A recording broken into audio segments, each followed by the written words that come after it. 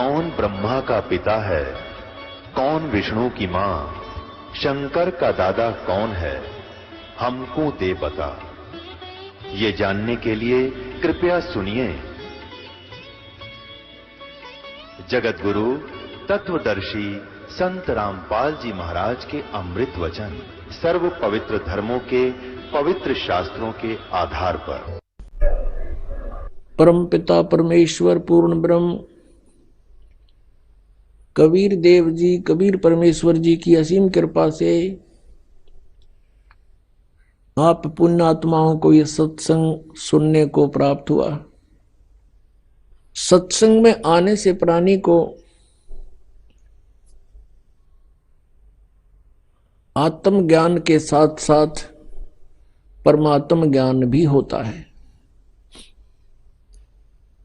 आत्मज्ञान का अर्थ है कि हम कौन हैं, कहां से आए हैं, कैसे यहां इस जन्म और मृत्यु के इस घोर संकट में हम फंसे हुए हैं।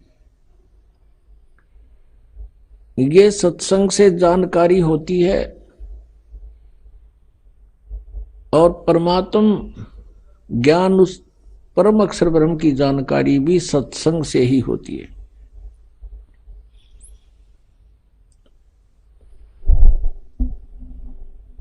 सत्संग का मिलना बहुत ही दुर्लभ है, संत का मिलना बहुत दुर्लभ है। और पुण्यात्माओं, आपका कितना सौभाग्य है, आपके कितने पुण्यकर्म आपके साथ हैं कि आपको सत्संग मिला और सतगुरु मिले। सतगुरु का अर्थ होता है सत्य ज्ञान दाता।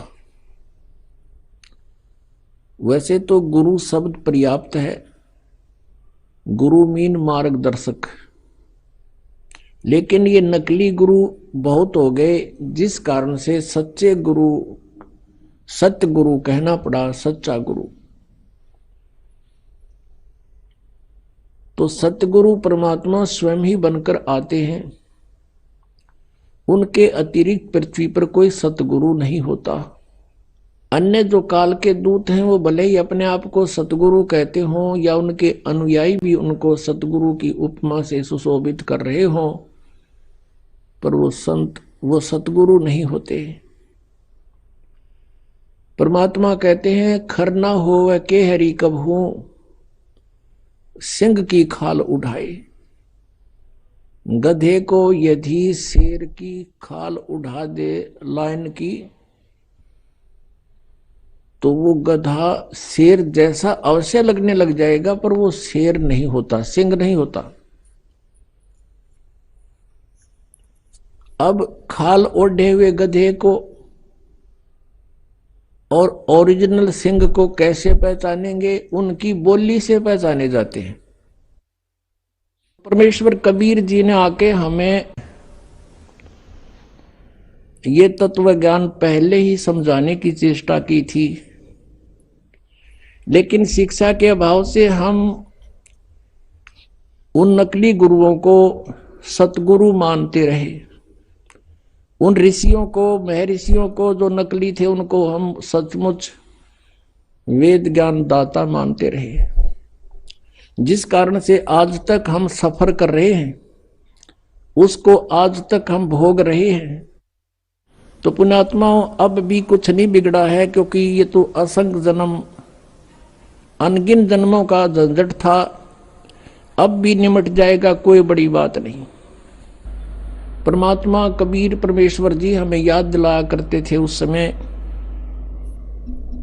कि तुम जो साधनाएं करते हो ये शास्त्र विरुद्ध है, और श्री ब्रह्मा, श्री विष्णु, श्री शिव जी ये नाशवान है, इनकी जन्म और मृत्यु होती है, ये अविनाशी नहीं है। इस बात से पहले तो हमारे जो श्रोता थे वो दुख मान्या करते, वो फिर जाकर कहते अपने गुरुओं को कि कबीर ऐसे बोलता है, वो कहता है ब्रह्मा विष्णु महेश नाशवान है, इनकी जन्म मृत्यु होती है, इनके माता पिता हैं। तो वो नकली गुरु कहा करते थे कि कबीर अशिक्षित है, ये झूठा है, ये क्या समझे हमारे पुराणों को, पवित्र पुराणों को। पवित्र पुराणों में, सदग्रंथों में लिखा है, जो हम बताते हैं वो सत्य है, कबीर झूठ बोलता है। पुणात्माओं, उस समय ये बात स्वीकार हो जाना सहज थी कि कबीर परमात्मा संस्कृत भाषा नहीं जानते, अक्षर ज्ञान नहीं था। लेकिन आज हम ये नहीं कह सकते कि उनको संस्कृत भाषा नहीं आती थी। वो तो सब भाषाओं के जानकार हैं, परम विद्वान हैं।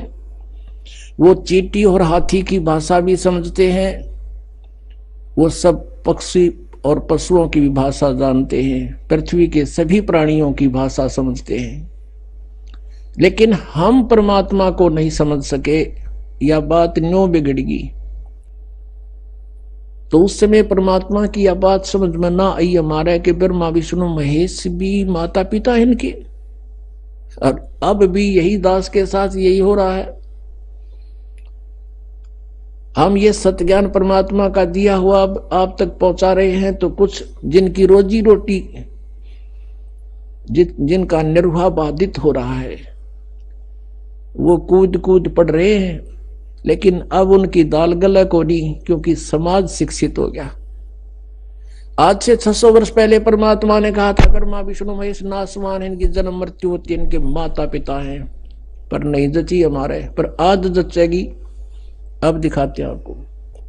पुणात्माओं, परमात्मा को पहचानना हमने, और जिस समय हमारे दृढ़ विश्वास हो जाएगा कबीर इज गॉड, फिर नथिंग एल्स, फिर कुछ भी ना बच्चे शेष, फिर तो उसके उनके द्वारा बताएगी साधना, फिर ये विश्वास हो कि यही मंत्र है मोक्ष मार्ग, यही है, दूसरा है नहीं, फिर बातें खत्म होगी। अब ये 36, ये पता नहीं 360 गुरु, 360 मंत्र बना रखे इन्होंने। ये मनमाना आचरण है जो सदग्रंथों में प्रमाण नहीं है। तो सबसे पहले हमने इस अंधकार को हटाना है, अज्ञान को हटाना है, नाश करना अज्ञान का, इस तत्व ज्ञान की रोशनी में आपको लाना है। अब देखिएगा 600 वर्ष पहले परमात्मा ने अपनी सच्चिदानंद घन ब्रह्म की वाणी में, कबीर वाणी में, कबीर सागर में, जो आदरणीय धर्मदास साहिब जी ने लिपिबद्ध किया है, उसमें ज्यों का त्यों लिखा है। पढ़िए स्वयं। ये देखिएगा कबीर सागर संपूर्ण 11 भाग, खेमराज श्री कृष्ण दास बंबई से प्रकाशित है। ये पुराना प्रकाशन है, बहुत पुराना। यहां देखिएगा कबीर सागर ज्ञान सागर प्रथम खंड, कबीर पंथी भारत पथिक स्वामी युगलानंद बिहारी द्वारा परिष्कृत, मुद्रक एवं प्रकाशक है खेमराज श्री कृष्णदास, अध्यक्ष श्री वेंकटेश्वर प्रेस, खेमराज श्री कृष्णदास स्मारक मुंबई। अब हम आपको ले चलते हैं इसके बोध सागर ज्ञान बोध में। ये ज्ञान बोध और ये बोध सागर पृष्ठ नंबर 21 पर आपको पढ़ाएंगे। धर्मदास ये जग बोराना, कोई न जाने पद निर्वाणा, यही कारण मैं कथा पसारा, जग से कहिए वो राम न्यारा। ये राम है, नाम इन्होंने गलत मिसप्रिंट कर दिया है कबीर पंथियों ने। यही ज्ञान जग जीव सुनावो, सब जीवों का भरम नसावो, अब मैं तुमसे कहूं चिताई, त्रिदेवन की उत्पत्ति बाई। कुछ संक्षेप कहूं गहराई, सब संशय तुमरे मिट जाई, भरम गए जग वेद पुराना, आदि राम का भेद न जान्या। ये राम है, नोट नाम। राम राम सब जगत बखाने, आदि राम कोई बिरला जाने। ये नाम इन्होंने लिखा है, गलत लिख दिया, मिसप्रिंट बाद में इन्होंने संशोधन करा अपनी जान में, लेकिन अकल तो इनमें थी नहीं। अब सचमुच यहाँ चल रहा है कि राम राम सब जगत बखाने, आदि राम माने सनातन परमात्मा, सबसे पहला प्रथम पुरातन भगवान, कोई बिरला जाने। ज्ञानी सुने सो हृदय लगाई, मूर्ख सुने तो गम ना पाई। माँ अष्टंगी पिता निरंजन, ये जम दारुण वंशन अंजन। अब इनकी माता अष्टंगी दुर्गा है, पिता ये ज्योत निरंजन काल है। पहले कीन निरंजन राई, पीछे से माया उपजाई। माया रूप देख अति शोभा, देव निरंजन तन मन लोभा। काम देव धर्मराय सताए, देवी को तुरंत दर खाए। ये धर्मराय यहाँ इस काल को कहा है। पेट से देवी करी पुकारी, हे साहब मोहे करो उबारी। टेर सुनी सतगुरता आए, अष्टंगी को बंद छुड़वाए। यहाँ टेर सुनी तहा हम आए, ये परमात्मा अपनी तरफ से कर दिया, इन्होंने गलत लिख दिया। धर्मराय यानी काल ने निरंजन ने हिकमत की ना, नख रेखा से भग कर लेना। धर्मराय करे भोग विलासा, माया को रही तब आशा। तीन पुत्र अष्टंगी जाए, ब्रह्मा विष्णु शिव नाम धराए। तीन देव विस्तार चलावे, इनमें यो जग धोखा खावे। पुरुष गम को कैसे को पावे, काल निरंजन जग भरमावे। तीन लोक अपने सुत दीन्या, सुन निरंजन बासालीन्या। अलख निरंजन सुन ठिकाना, ब्रह्मा विष्णु शिव भेद न जाना। ब्रह्मा विष्णु महेश को नहीं मालूम आज तक हमारा पिता कौन है। तीन देव सो उसको ध्यावे, निरंजन का वे पार न पावे। अब ब्रह्म साधना ये भी कर रहे हैं पर इनको नहीं मिले वो आज तक। अलख निरंजन बड़ा बटपारा, तीन लोक जीव कीन आहारा। ये ठग है बटपारा, तीन लोक के जीवों को खा रहा है। ब्रह्मा विष्णु शिव नहीं बचाए, सकल खाए पुन धूर उड़ाए। कहते ब्रह्मा विष्णु महेश को भी मारेगा, इनको भी खाएगा। तिनके सुत हैं तीनों देवा, अंधर जीव करते हैं सेवा। होय होय। कहते इस काल के ये तीन पुत्र हैं, ब्रह्मा विष्णु महेश, और ये अंधे ज्ञानहीन ज्ञान नेत्रहीन प्राणी कहते इनने की पूजा करते हैं। अकाल पुरुष काहू नहीं चीन्या, काल पाए सभी गए लीना। तीन देव और असुर अवतारा, ताको भजे सकल संसारा। गुण तीनों का ये विस्तारा, धर्मदास मैं कहूँ पुकारा। गुण तीनों की भक्ति में ये भूल पड़ो संसार, कहे कबीर निज नाम बिना कैसे उतरो पार। तीन देव की जो करते भक्ति, इनकी कदे ना हो मुक्ति। अब पुण्यात्मा कलेजा फट जा जब बुद्धिमान व्यक्ति हो। अरे 600 वर्ष पहले आकर के ये वाणी जिसना मन पढ़ कहा करते थे अशिक्षित और वेद शास्त्रों को नहीं जानता, और उन्होंने ये लिख रखा है कि ऐसा ऐसा था, और आज यही हमारे सदग्रंथों में लिखा हुआ मिल जावे तो पुण्यात्माओं भगवान कौन है? कबीर इज गॉड, परमात्मा ही बता सकता है। जैसे गीता ज्ञान दाता ये ब्रह्म है, यही काल है, अपने पुत्र श्री कृष्ण में प्रवेश करके ये बोल रहा है, ये ऐसी ही लीला करता है, ये सबके किसी के सामने नहीं आता। श्रीमद् भगवद गीता अध्याय नंबर 4 श्लोक नंबर 5 और 9 में ये स्वयं कहता है, अर्जुन तेरे और मेरे बहुत जन्म हो चुके हैं, तू नहीं जानता मैं जानता हूं, मेरे कर्म और जन्म अलौकिक है। इसके कर्म अलौकिक यूं हैं, यूं किसी में प्रवेश करके बोल पड़ता है। और गीता जी अध्याय नंबर 7 के श्लोक नंबर 24-25 में कहा है कि ये मूर्ख समुदाय सामने खड़े सैनिक मुझे ये कृष्ण मान रहे होंगे, आई एम नॉट कृष्ण। मुझ अव्यक्त को ये व्यक्ति आप न मननते, ये मुझे कृष्ण मान रहे होंगे जो मैं ये बोल रहा हूं। मैं कृष्ण नहीं हूं, मैं अपनी योग माया से छुपा रहता हूं, मैं कभी किसी के समक्ष प्रकट नहीं होता।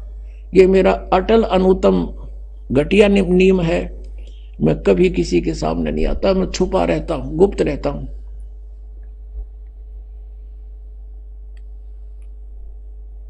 तो पुण्यात्माओं ये 10वें अध्याय के दूसरे श्लोक में गीता जी में कहता है कि मेरी उत्पत्ति को ना देवता जानते ना ये ऋषि जानते, क्योंकि इनका उत्पत्ति करता मैं हूं। अब पिताजी की उत्पत्ति को संतान नहीं जान सकती, दादाजी बता दे सारी डेट ऑफ बर्थ, तो हमारे दादाजी ने आके कबीर परमेश्वर ने इनकी डेट ऑफ बर्थ बता रखी है और इस ब्रह्म की उत्पत्ति बता रखी है। इनके बाप की भी उत्पत्ति बता रखी है, पिता की कैसे उत्पन्न हुआ था वो। तो कौन है वो भगवान जिसने सारी सृष्टि रची? कबीर इज गॉड, वो कबीर परमेश्वर है। अनंत कोट ब्रह्मांडे का एक रति नहीं भारे, सतगुरु पुरुष कबीर हैं ये कुल के सिरजनहारे। अनंत कोट ब्रह्मांड का एक रति नहीं भार। अब जैसे वैज्ञानिक ने वायुयान बना दिया और बना के घुमा दिया और बीच में बैठ गया, बताओ उस पर कैसे भार हुआ?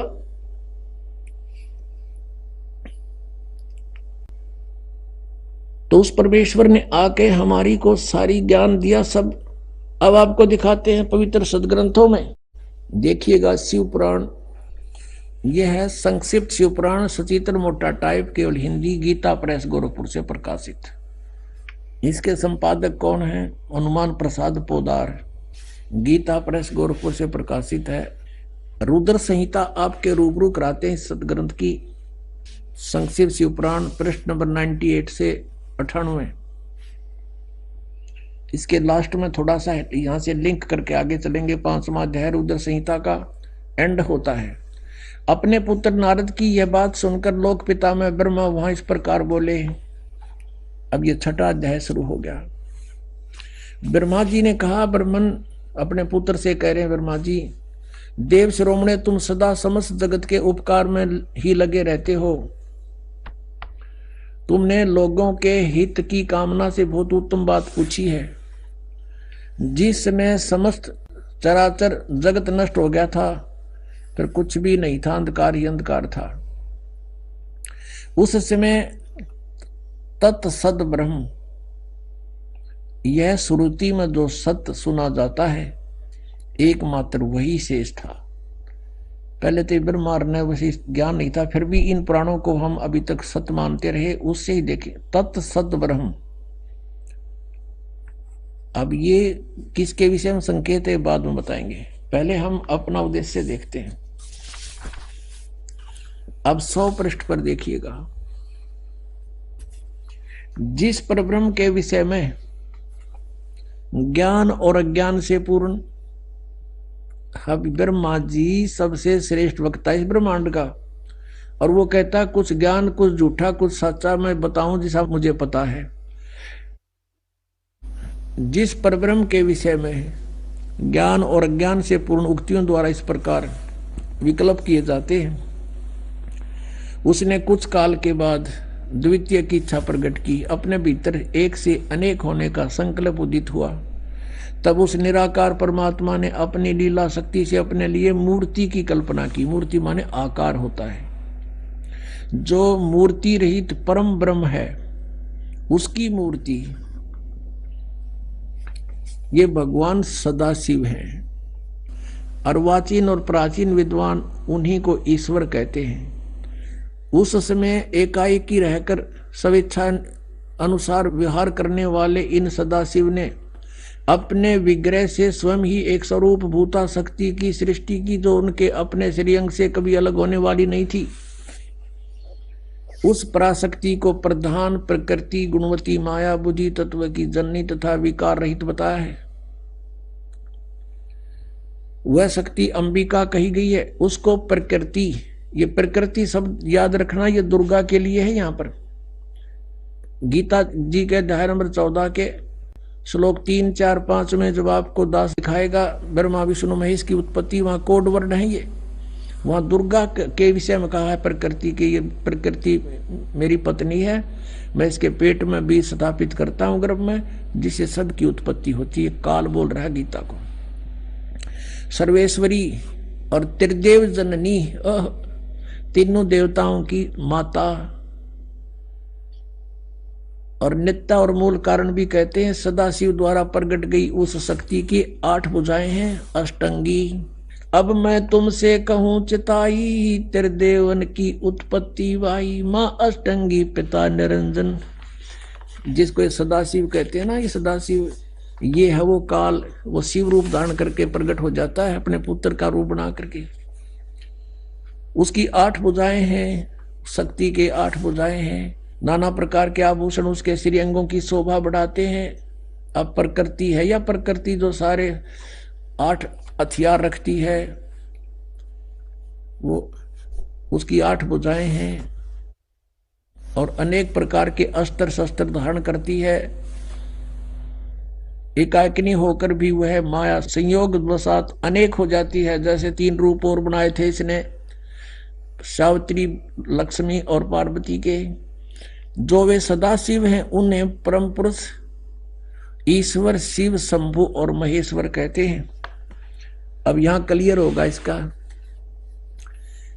अब ये हम 101 पर आगे पढ़ते पढ़ते 101 पृष्ठ पर रुद्र संहिता और ये 6वां 7वां अध्याय चल रहा है। वे अपने सारे अंगों पर भस्म रमाए रहते हैं। उन काल रूपी ब्रह्म ने, हो गया क्लियर, वो काल रूपी ब्रह्म है, ब्रह्मा विष्णु महेश का जो पिता है, दुर्गा का पति है। काल रूपी ब्रह्म ने एक ही समय में शक्ति के साथ, नाथ नहीं है, शक्ति के साथ शिवलोक नामक क्षेत्र का निर्माण किया था। उस उत्तम क्षेत्र को काशी कहते हैं। वे प्रिया और प्रियतम रूप, वे दोनों पति पत्नी के रूप में शक्ति और शिव, दुर्गा और ये काल रूपी ब्रह्म जो परमानंद स्वरूप है, उस मनोरथ क्षेत्र में नित्य निवास करते हैं। आगे देखो, देवर से एक समय उस आनंद वन में रमण करते हुए शिवा और शिव के, दुर्गा और काल के मन में यह इच्छा हुई कि किसी दूसरे पुरुष की भी सृष्टि करनी चाहिए, कोई संतान उत्पन्न करनी चाहिए।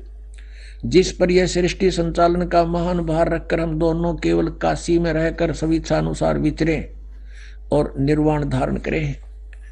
ऐसा निश्चय करके शक्ति सहित सर्वव्यापी परमेश्वर शिव ने, काल रूपी ब्रह्म ने अपने वाम भाग के 10वें अंग पर अमृत मल दिया, यानी पति पत्नी व्यवहार किया। फिर तो वहां से एक पुरुष प्रकट हुआ, यानी पुत्र।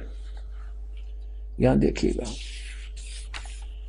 102 पृष्ठ पे। अब हम यहां पढ़ेंगे, थोड़ा सा लेंगे। शिव ने कहा, उस उत्पन्न बालक से कहा, शिव ने कहा, वत्स बेटा, व्यापक होने के कारण तुम्हारा विष्णु नाम विख्यात हुआ। अब दुर्गा और काल से विष्णु का जन्म सिद्ध हुआ। अब देखिए ये 6वां अध्याय समाप्त हुआ। अब 7वें में आते हैं। ब्रह्मा जी कहते हैं देवर से, तत्पश्चात कल्याणकारी परमेश्वर सांब सदाशिव ने, यानी उस काल ने दुर्गा से संयोग करके जैसे विष्णु उत्पन्न किया, पूर्ववत प्रयत्न करके मुझे अपने दाहिने अंग से उत्पन्न कर दिया। अब पुण्यात्माओं, अब कोई शंका रही आपके कि कौन है इनका दादा, कौन है इन सब की सृष्टि, सबकी उत्पत्ति का जानकार? और परमात्मा बिना सर्वज्ञ नहीं हो सकता, सबको जानने वाला केवल कबीर इज गॉड। अब यहां पर 2 तो कंसेप्ट क्लियर हो गए कि विष्णु और ब्रह्मा की उत्पत्ति होगी इस काल से और दुर्गा के संयोग से, ये इनके पुत्र। अब तीसरा रह गया शिव। अब यहां अनुवाद करता विचलित हो गया। मूल संस्कृत पाठ में सही लिखा है, अब इसने अनुवाद करता केवल हिंदी है इसमें, इसने यहां गड़बड़ी कर दी। सोचा कि शिव से शिव की उत्पत्ति लिखूंगा तो मैं पागल कहूंगा, इसने वो टाल मटोल कर दी। परमात्मा कहते हैं चोर चुरावे तूंबड़ी और गड्ढे पानी में, वो गड्ढे हुआ ऊपर आओ नो सच्चाई छनी ना। एक चोर ने तुम्बा चुरा लिया, सूखा तुम्बा, ये मतीरा हुआ कर, जैसे पेट तुम्बा होता है, बहुत बड़ा एक फल होता है, वो सूख जाता है, उसके अंदर से बीज निकाल देते हैं तो वो सूख कर बिल्कुल एक गेंद जैसा हो जाता, अच्छी बड़ी गेंद जैसा। उसने चुरा कर, उसने सोचा पानी में लुको दे, छुपा दे। वो गोता मारे और पानी में नीचे छोड़कर और ऊपर आ जाए उससे पहले।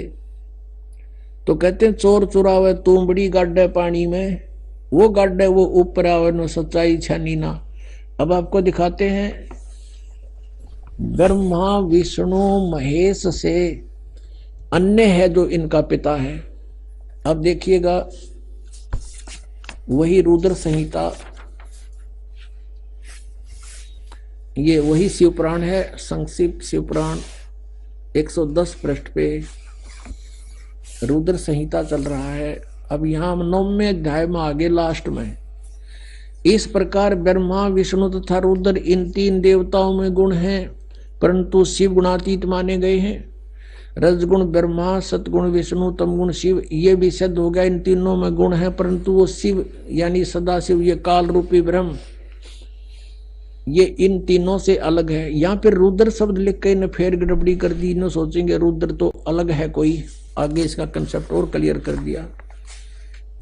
अब जैसा कि आपको रह रह कर दास ज्ञान कराता है, लेकिन आप विद्यार्थी हो, कई बार ऐसा होता है कि आप सत्संग अटेंड नहीं कर पाते, उस समय वो टॉपिक चल पड़ता है। कैसे भ्रमित हैं, कहते हैं 3 देव सो उसको ध्यावे, निरंजन का हुआ पार नहीं पावे।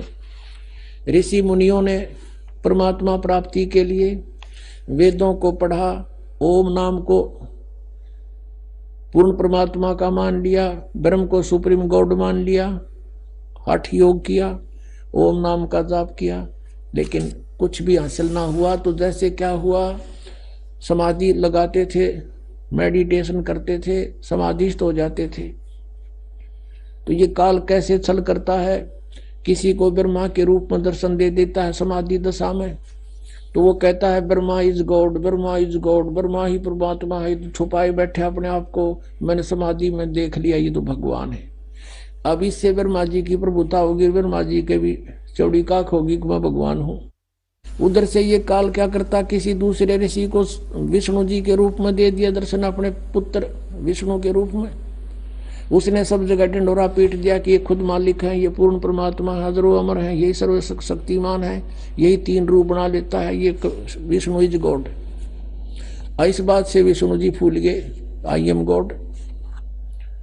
किसी को ही अपने पुत्र शिव के रूप में दर्शन दे दिए, तो उसने शिव जी को सर्वेश्वर बता दिया, महेश्वर मृत्युंजय काल सर्वेश्वर बता दिया। इसी बात के भ्रम से एक बार ब्रह्मा ने कहा विष्णु जी को जाकर के, मैं तेरा बाप, तू खड़ा होकर मेरा सत्कार नहीं करता। विष्णु जी कहते मैं तेरा बाप, तो मेरी नाभि कमल से उत्पन्न हुआ है। ब्रह्मा कहता मैं सारी सृष्टि का रचने वाला हूं, तू मेरा पुत्र है। इस बात पर गुट बाज गया, दोनों का झगड़ा हो गया। तो जब काल ने ब्रह्म ने देखा कि ये तो लड़ मरेंगे, उन्होंने उसके बीच में एक पिलर खड़ा कर दिया, तेजों में स्तंभ। ये लड़ना छोड़ गए, उसकी ऊपर नीचे ढूंढने लगे, खोज करने लगे इसका एंड कहाँ है।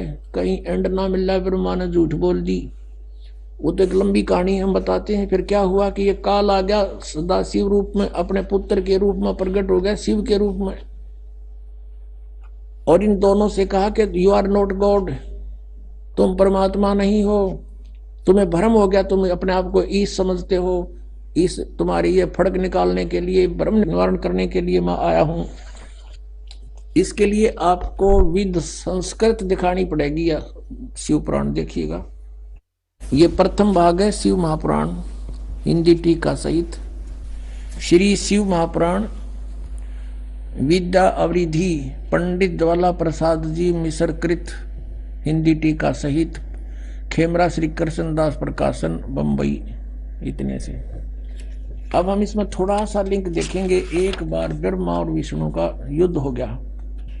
अब यहां इसके 11 पृष्ठ पे विद्वेश्वर संहिता,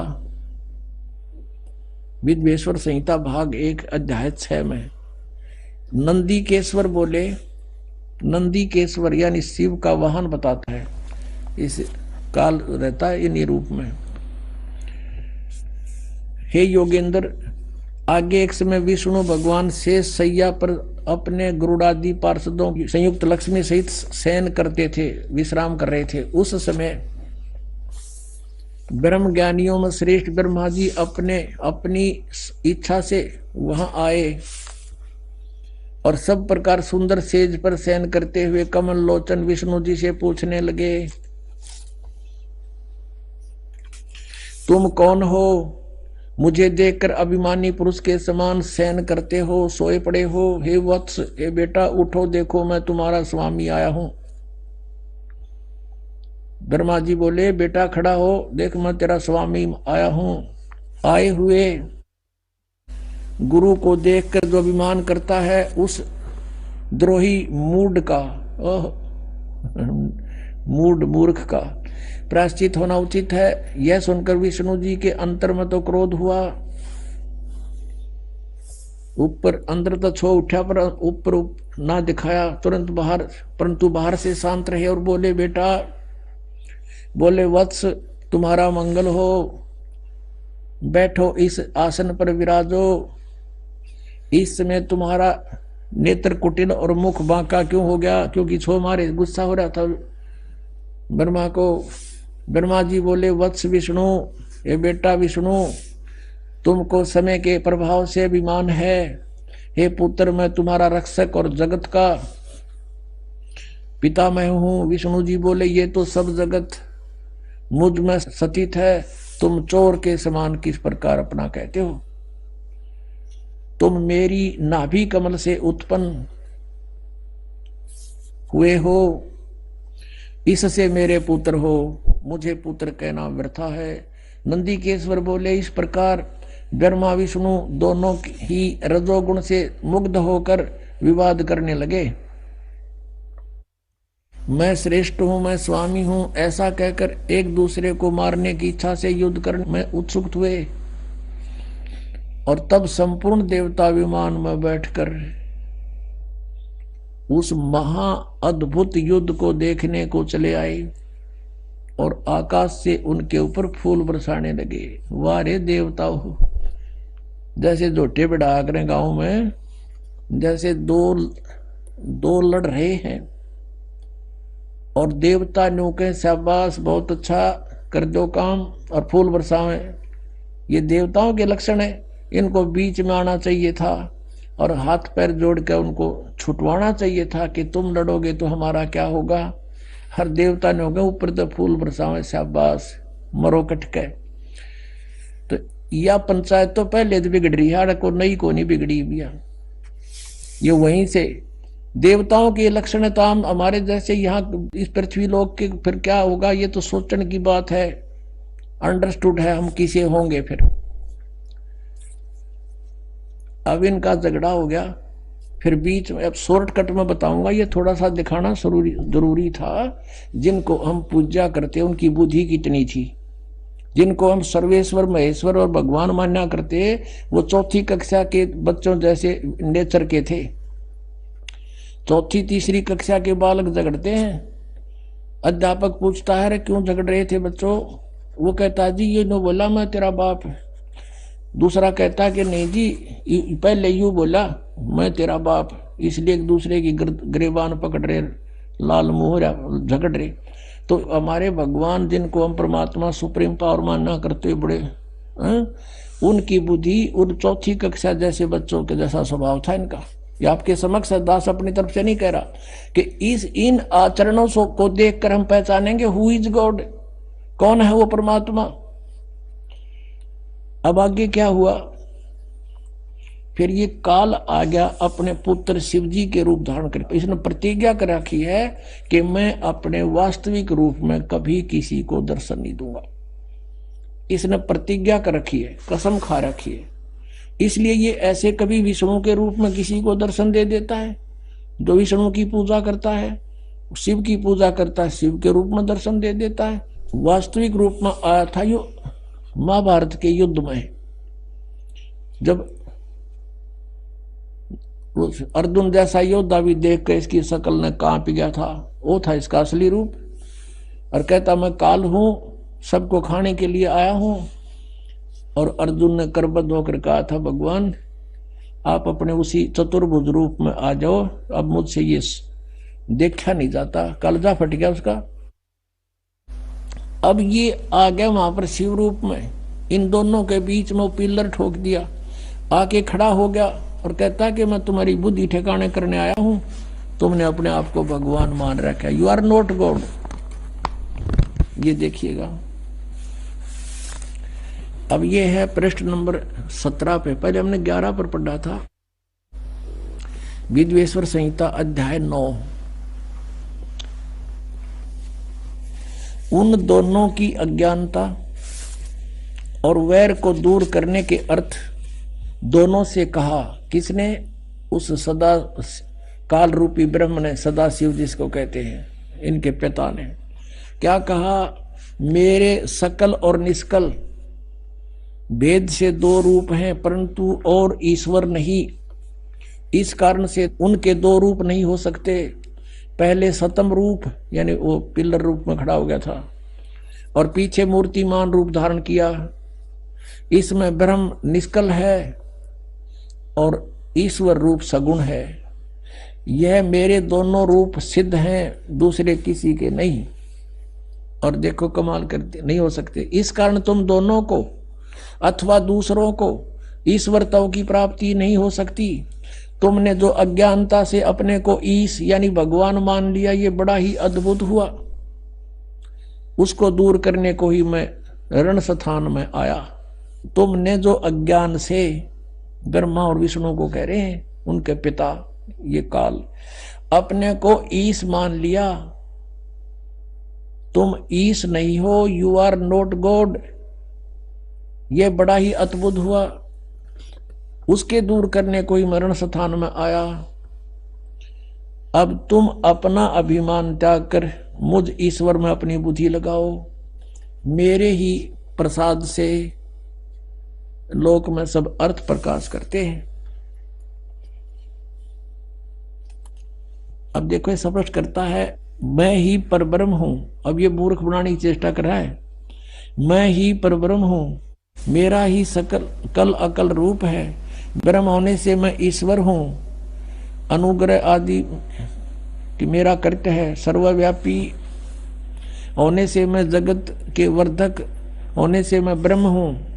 हे ब्रह्म केशव, समतव और व्यापकतव होने से मैं आत्मा हूं। मैं इस सब का ईश हूं। यह मेरा है, मेरे अतिरिक्त, मेरे सिवाय किसी दूसरे का नहीं है। प्रथम तो ब्रह्म तत्व के ज्ञान के निमित्त निष्कल ब्रह्म का परार दूर भार हुआ। अब हम अगले पृष्ठ पर देखते हैं, 18 पृष्ठ पर। अब यहां देखिएगा नीचे, हे पुत्रो, अब ये काल कह रहा अपने दोनों पुत्र ब्रह्मा और विष्णु को, हे पुत्रो, यह कृत आपने तप से प्राप्त किए हैं। कौन से कृत, कौन सी जॉब?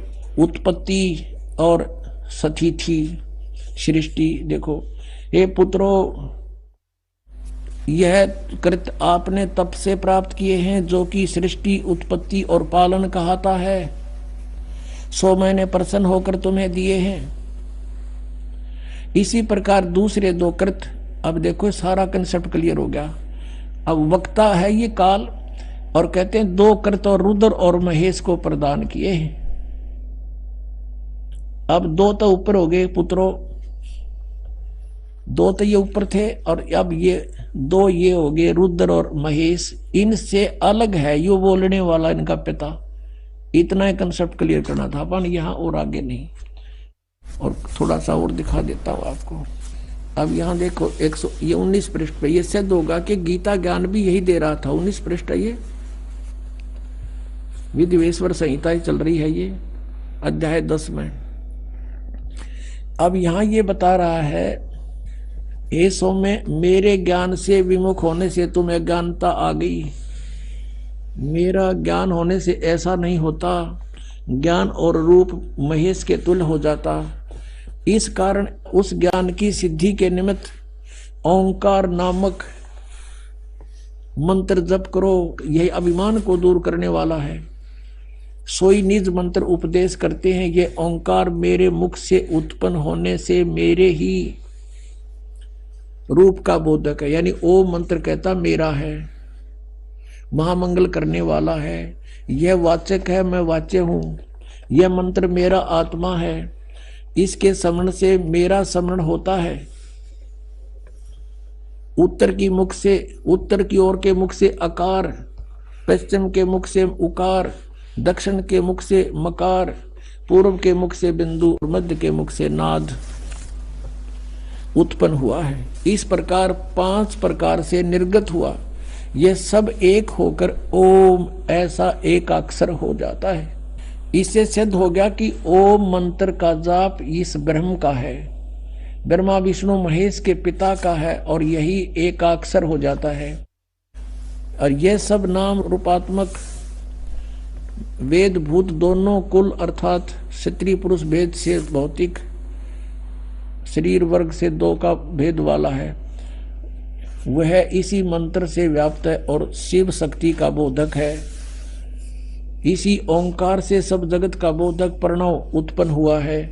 अक्षर आदि के क्रम से अर्थात आकार से, नकार से, उकार से, मकार से, सी से, बिंदु से, वा से प्रकट हुआ है। और इसी पंच अक्षर से पांच भेद से मात्र का आकार, अलंकार, ये सारा कुछ इनका सब का मूल कहते हैं ये ओम है। इन सब मंत्रों का ये ओम अक्षर है और ओम एक अक्षर है। इसमें ओम नमः शिवाय कहीं पर भी मूल पाठ में नहीं है। इसमें यहाँ से शुरू होता है कि एकीभूत होकर के ये ओम इति एक अक्षर अभवत भवत, ये एक अक्षर हो जाता है, नथिंग एल्स। अब यहाँ जो ओम एक अक्षर है, गीता जी अध्याय नंबर 8 के श्रीमद् भगवद गीता अध्याय नंबर 8 के श्लोक नंबर 13 में कहा कि ओम इति एकाक्षरम ब्रह्म व्यवहारन माम अनुसमरण यह प्रयाति तदंदेहम सयाति परमाम गतिम। माम ब्रह्म, मुझ ब्रह्म का केवल एक ओम मंत्र है। ओम एक अक्षर का ये ओम मंत्र है, एक अक्षर, नथिंग एल्स। और जो उच्चारण करके सिमरण करता हुआ यह प्रयाति तदंदेहम, जो शरीर त्यागते समय तक इसका सुमरण करता हुआ जाता है, सयाति परमाम गतिम, ओम से मिलने वाली परम गति उसको प्राप्त होती है। ओम से परम गति क्या होती है? ब्रह्मलोक प्राप्ति। 8वें अध्याय के 16वें श्लोक में कहा कि ब्रह्मलोक पर्यंत भी जन्म मृत्यु के अंदर है। अब हम अपने उस टॉपिक पर आते हैं कि इसलिए गीता जी अध्याय नंबर 18 के श्लोक नंबर 62 में गीता ज्ञानदाता कहता है कि तू सर्वभाव से उस परमेश्वर की शरण में जा, उसकी कृपा से तू परम शांति को, सनातन परम धाम को प्राप्त होगा। श्रीमद् भगवद गीता अध्याय नंबर 17 के श्लोक 23 में कहा कि ओम तत्सत इति निर्देश है ब्रह्मण त्रिविध समर्थ है। ब्रह्मण माने सच्चिदानंद घन ब्रह्म, परम अक्षर ब्रह्म, पूर्ण परमात्मा सतपुरुष का ओम तत्सत 3 मंत्र का जाप है, नथिंग एल्स। श्री गीता जी में और दूसरा मंत्र नहीं है ओम के अतिरिक्त। और ये 3 मंत्र का जाप गीता ज्ञानदाता कहता मैं नहीं जानता। 4थे अध्याय के 34वें श्लोक में कहा कि उस तत्व ज्ञान के अंदर वो सब विस्तार से कहा गया है जो 4थे अध्याय के 32वें श्लोक में बताया है कि सच्चिदानंद ब्रह्म की वाणी में वो बोला गया है। वो तत्व ज्ञान है। उस तत्व ज्ञान को तू तत्वदर्शी संतों के पास जाके समझ। इससे सिद्ध है गीता ज्ञानदाता भी इस मंत्र से परिचित नहीं है। तो कहने का भाव ये है कि गीता जी के अंदर न हरे राम हरे कृष्ण, न सीताराम राधे श्याम, राम राम राधे श्याम, सीताराम, और न ही ये ओम नमः शिवाय, और न ही ओम भगवते वासुदेव नमः। तो ये सारे मनमाना आचरण है ये मंत्र। गीता जी अध्याय नंबर 16 के श्लोक नंबर 23 में कहा कि शास्त्र विधि को त्याग कर जो मनमाना आचरण करते हैं उनको कोई लाभ नहीं होना, ना उनको सुख हो, ना उनकी गति हो, ना उनको कोई सिद्धि प्राप्त हो, यूजलेस। और जो श्राद्ध कटाते हैं, ये अस्थियां चुनवाते हैं, गीता जी अध्याय नंबर 9 के श्लोक नंबर 25 में कहा है कि जो भूत पूजेंगे भूत बनेंगे, देवताओं को पूजेंगे उनके नौकर लगेंगे जाकर उनके लोक में जाकर के, और जो मुझे पूजेगा वो मुझे प्राप्त होगा। तो वो भी कंसेप्ट क्लियर कर रखा है कि ये साधना नहीं करनी चाहिए। तो गीता जी जो है ये हमारा एक सदग्रंथों में से एक भक्ति का सदग्रंथ है। अब प्रसंग चल रहा था कि ब्रह्मा विष्णु महेश के माता पिता कौन है। कंसेप्ट क्लियर हो गया। दुर्गा इनकी माता है, युकाल रूपी ब्रह्म ये इनका पिता है। दुर्गा को प्रकृति भी कहते हैं, और रजगुण ब्रह्मा, सतगुण विष्णु, तमगुण शिव जी है। ये भी आपको दिखाते हैं। फिर श्रीमद् भगवत गीता में आपको दिखाएंगे ब्रह्मा विष्णु महेश की उत्पत्ति दुर्गा और काल से। ये देखिएगा, ये है श्रीमद् देवी भागवत यानी देवी पुराण, शक्ति पुराण, हिंदी टीका सहित भाग 1। ये कहां से छपा है?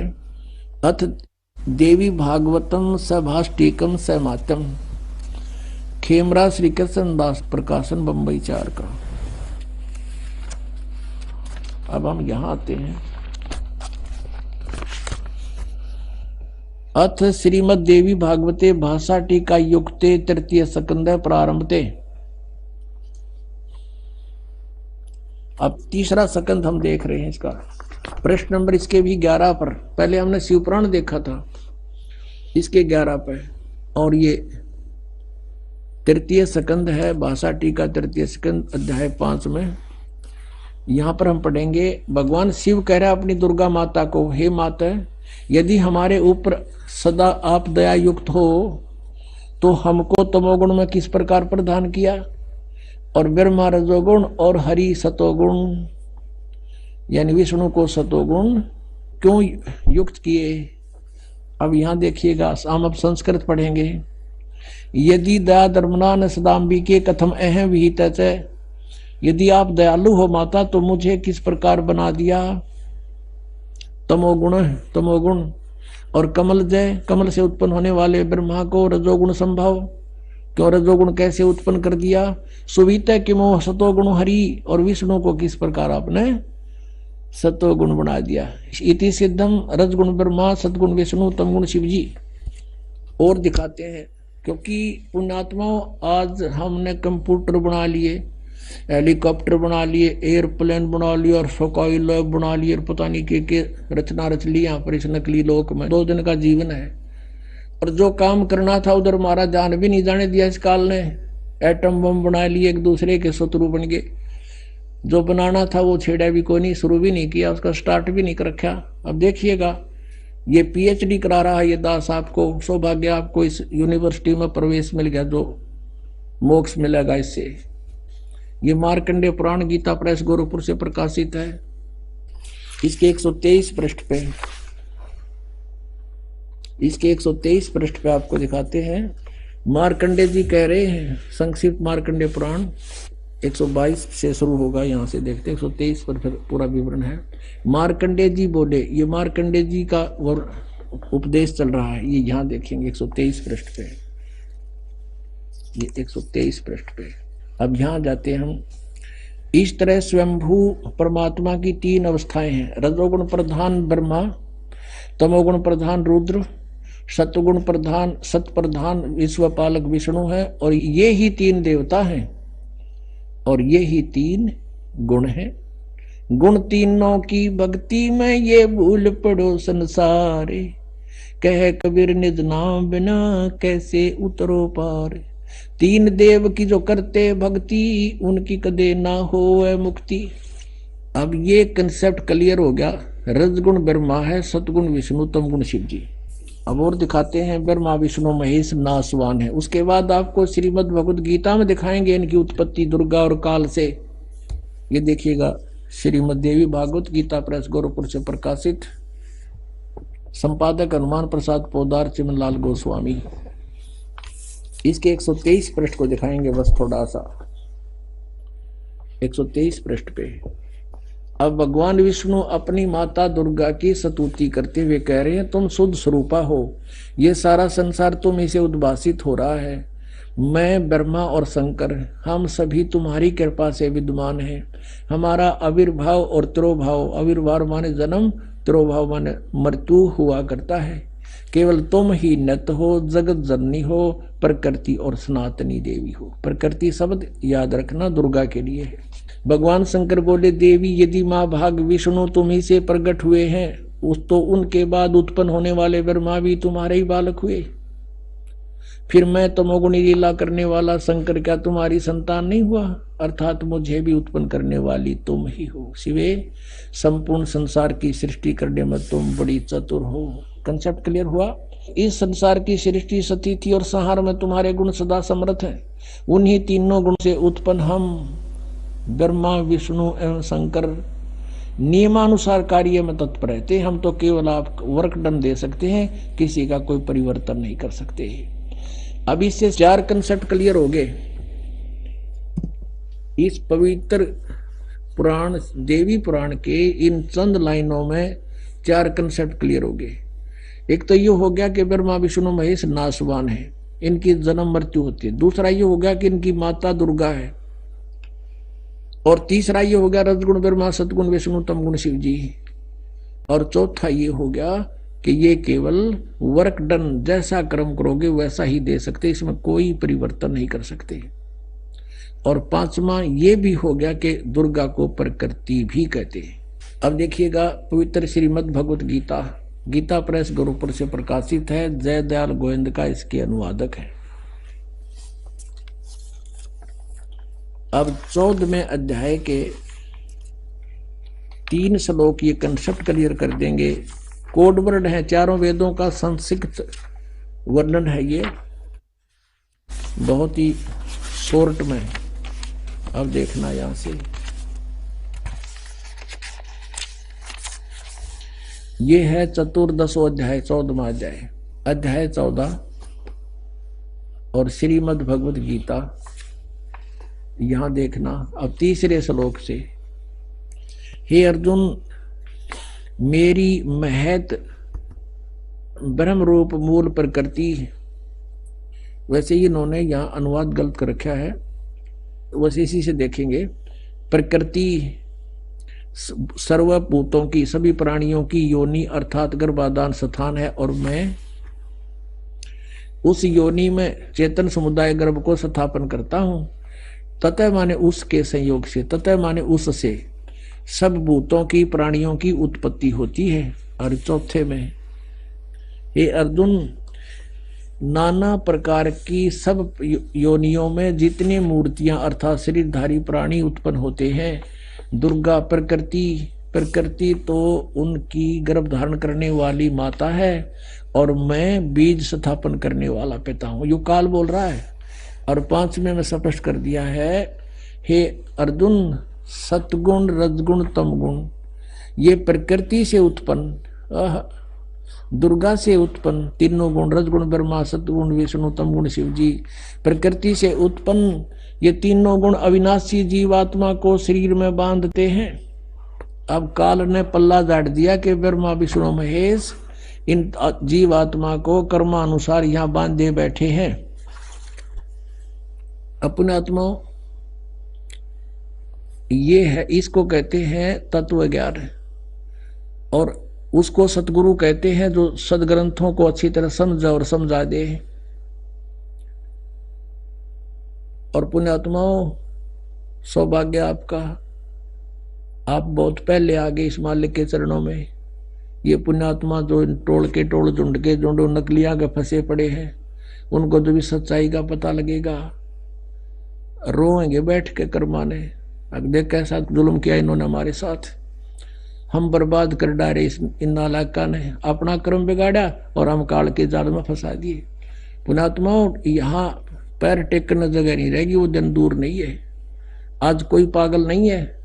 जब हम अपने स्वार्थ के लिए सब कुछ कर सकते हैं, तो क्या परमात्मा पाने के लिए उन नकलियों को नहीं छोड़ देंगे?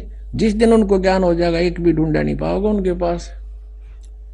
वो एकले बैठे पाओगे क्या? उनके परिचर पाओगे उड़े बैठे, बाकी सब आ गए होंगे। यहाँ पर एक गांव में एक अंधा था, अंधा, वो बाहर से आता था और वहां क्या करता था, वो भजन सुनाया करता, रागनी रुगनी गाता था, इंटरटेनमेंट कराता था। उसके बदले में उसने कुछ पैसे दान हो जाते थे। वो हफ्ते 10 दिन में आगे डा करता उड़े। तो उनको क्या हुआ, एक बार उन व्यक्तियों ने सोचा भाई यो तो 10वें दिन आले है और ये सिर में दर्द करे। तो उन्होंने कहा कि सूरदास, आज तो बहुत घने व्यक्ति आवेंगे और तेरे बाहर व्यवस्था करनी पड़ेगी। अच्छा भाई, बाहर कर देता है। वो बाहर बनी में जंगल में ले जाकर उड़ा खड़ा कर दिया। अगले सूरदास, इब तू आप सुना दे 4 बोल, और देख जनता बहुत आगी है, और तू बोलने जाइए, डटिए ना, नहीं तो बीच में उठ जाएंगे। और देख कति सन्नाटा छा रहा है ना, बहुत इंटरेस्टेड है तेरी बात सुन। उसने उड़ा खड़ा करके, वो 5-4 थे वो चले गए। वो एक लाए बांडे खड़ा खड़ा। तो वहां एक रास्ते चलता व्यक्ति आ गया। वो कहने लगा, रे गाने वाले रुकना जरा। वो कुछ देर तक बोला नहीं, गाता रहा। फिर बोला, रे भले आदमी, तने मैं पाया रास्ता बताने, ये कितने बैठे इनसे पूछ ले। ने बोला, तेरा फूफा बैठा है, एकला बांडा खड़ा खड़ा। तो इन गेला वाह बनेगी एक दिन इन सारे संतां के लिए, सारे बाज जाओगे यहाँ पर। अपना आत्माओं, परमात्मा ने आपके ऊपर रहम किया है। ये अब ये कंसेप्ट क्लियर हो गया कि पूर्ण परमात्मा कबीर परमेश्वर है, जो सारी सृष्टि की रचना को स्वयं ही ठीक ठीक बताता है। और जिस परमेश्वर ने 600 वर्ष पहले जो अपनी अमृतवाणी में ज्ञान लिखा था, आज हमारे पवित्र सदग्रंथों ने उसको सेकंड कर दिया, समर्थन दिया कि सचमुच ऐसा ही है। तो भाई कौन है भगवान? अब ये आपकी आत्मा मान जाएगी इस बात ने, क्योंकि दास ये चाहता है कि हम अपने भगवान ने पहचान दें, और उसको पहचानने के बाद फिर हम आप पे चिपक जाएंगे, इस तरह की तो दिखाई नहीं देगा, इसके अतिरिक्त हमें कोई। परमेश्वर ने स्वयं आकर कहा है, बंदी छोड़ दयाल जी, तुम तक हमारी दौड़े, जैसे कागज जहाज का अब सूझते और न ठोरे। आत्मा इस दास के साथ ये संघर्ष हो रहा है, मैं कहूं साची, और श्रद्धालुओं ने ज्ञान कति उल्टा ग्रहण कर रखा है, वो मानव विरोध इस बात का। मेरा कोई शौक नहीं है किसी की निंदा करना। अगर तुम इसको निंदा मानते हो सच्चाई को कहने को, लेकिन सच्चाई कहना निंदा नहीं, एक परोपकार होता है। और इस परोपकार में से कितना भी कष्ट उठाना पड़े वो भी हमने सहन करना चाहिए, ताकि आने वाले समय में पूरा विश्व की भलाई हो जाएगी इससे, पूरे विश्व की। जैसे पहले अपने हिंदू समाज में एक सती प्रथा थी, किसी का पति मर जाता था तो उस लड़की को साथ फूंका करते थे। तो उसके लिए संघर्ष किया बुद्धिमान व्यक्तियों ने कि ये गलत बात है, अपने संस्कार बस कोई भी कभी मर सकता है, ये क्या मतलब उसने गेला फूको, ऐसा निर्दयी, ऐसा जुल्म, ऐसा कहर टूट रहा है। तो उसका भी बहुत विरोध हुआ था, लेकिन उन्होंने संघर्ष किया कि नहीं ये गलत कार्य है, ऐसा नहीं होना चाहिए। अब देखो धीरे धीरे खत्म हो गया, अब सब सुखी हो गए। तो ऐसे ही आज ये वही स्थिति हमारे साथ। सब विरोध इसलिए करते हैं कि उनकी दुकानें बंद हो जाएंगी, उन संतों की जिनने दुनिया को गुमराह कर दिया और उनको नरक भेज रहे हैं, काल के जाल में फंसा रहे हैं, उनका जीवन नष्ट कर रहे हैं। लेकिन दास को कोई परवाह नहीं इस बात की। हम किसी की निंदा नहीं करते, हमारा उद्देश्य किसी कोई धन उपार्जन करना नहीं है, हमारा उद्देश्य केवल सत्य को ऊपर लाना है और पूरे विश्व का कल्याण करना हमारा उद्देश्य है, मानव मात्र का। और इससे जब दया भाव उत्पन्न होगी तो सब जीवों के प्रति अपने आप दया आ जाएगी। ना कोई मांस खावे, ना शराब पीवेगा, ना अन्य बकवादा करेगा, केवल भगवान भजेगा, सिंपल वे से रहा करेंगे। एकदम सतयुग जैसा माहौल फिर से आएगा, देख लेना। ये माया की दौड़ की हवस खत्म हो जाएगी, ये बिल्कुल शांत हो जाएगा प्राणी कि किसके लिए डलेड हो रहा है। अरबपति, खरबपति, पृथ्वीपति यही छोड़कर चले गए, भूत बने फिर रहे। तो हम सबसे पहले आपको वेदों से परिचित कराते हैं कि वो परमात्मा, उस परमेश्वर के बारे में वेद क्या बताते हैं। अगर वेदों में लिखा तो फाइनल है, और जो ये कहते हैं वेदों को नहीं मानते तो उनसे तो फिर चर्चा करना ही व्यर्थ है।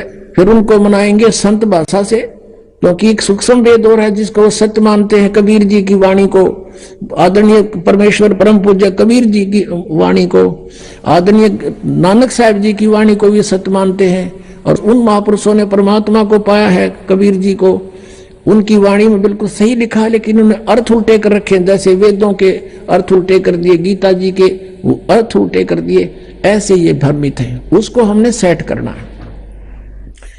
अब वेद क्या बताते हैं उस प्रभु के बारे में, आपको दिखाते हैं ऋग्वेद। वो परमात्मा कौन है, वो कैसी लीला करता है, देखिएगा।